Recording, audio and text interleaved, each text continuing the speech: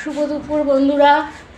অনেক দিন ছিলাম না বাড়িতে, 4 দিন ছিলাম না, সোম মঙ্গল বুধ বৃহস্পতিবার এসেছি, কালকে এসেছি। তো মায়ের কৃপাবুড়ি মায়ের দর্শন কদিন দিতে পারিনি। আমরা কদিন ঘুরে এলাম, দীঘা ঘুরে এলাম মাকে রেখে।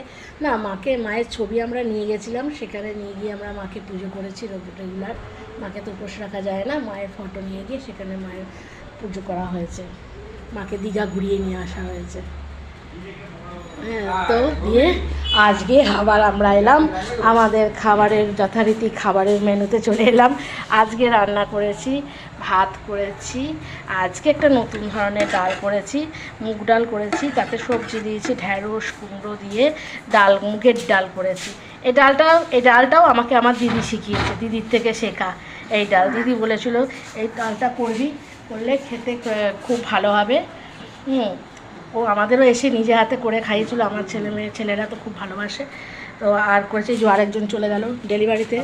হ্যাঁ, ও ডেলিভারিতে বেরিয়ে গেল, ওরটা ভরে দিয়েছি, অনেকটা দূরে যেতে হয় ওকে, তাই। আর করেছি এখানে আলু ভাজা করেছি, আর রয়েছে এখানে একজন মাছ ভাজা নেন, ঝোলের মাছ খান না, ঝোলের মাছ, আর আমের চাটনি রয়েছে এখানে।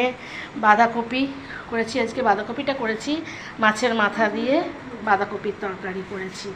আর এখানে আছে রুই মাছের ঝাল, এখানে আমাদেরও মাছ রয়েছে, একই সঙ্গে আজকে করে নিয়েছি। আজকে এক জায়গা থেকে ঘুরে এলে জানোই তো বন্ধুরা কত কাজ থাকে, কাচাকুচি সব অনেক পরিষ্কার পরিচ্ছন্ন। কদিন বাড়ি না থাকলে বাড়ির যা হাল হয়ে যায় না, সে বাড়ি পরিষ্কার পরিচ্ছন্ন করতে করতে। তারপরে বৃষ্টি হয়েছে, ওই যে আরেকজন এখানে ঘুমিয়ে রয়েছে, আজকে আর স্কুল যেতে পারেনি, শরীরে ব্যথা বেদনা।